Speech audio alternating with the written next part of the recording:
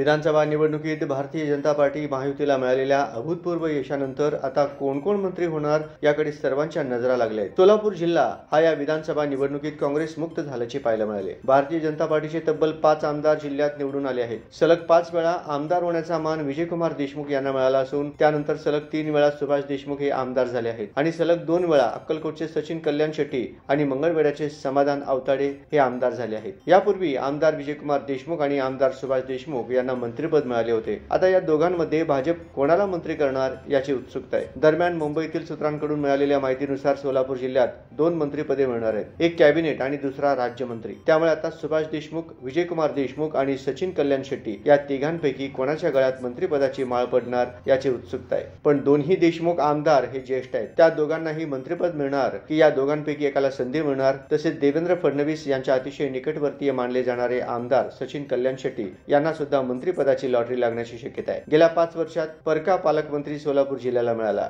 परंतु यंदा हक्काचा पालकमंत्री मिळणार आहे। त्यामुळे सोलापूर जिल्ह्याचा पालकमंत्री आता कोणाच्या रूपात पाहायला मिळतोय हे पाहणे महत्त्वाचे ठरणार आहे। महाराष्ट्रातील विधानसभा निवडणुकीत महायुतीला मोठे यश मिळाले आहे। सर्व एक्झिट पोलचे निष्कर्ष खोटे ठरवत महायुतीने जोरदार मुसंडी मारली आहे। राज्याच्या विधानसभा निकालानंतर राज्यात महायुतीचे सरकार स्थापन होणार आहे। 26 नोव्हेंबरला विधानसभेचा कार्यकाळ संपत आहे, त्यामुळे येत्या 24 तासातच महाराष्ट्रात नवे मंत्रिमंडळ स्थापन होणे ही गरजेचे आहे।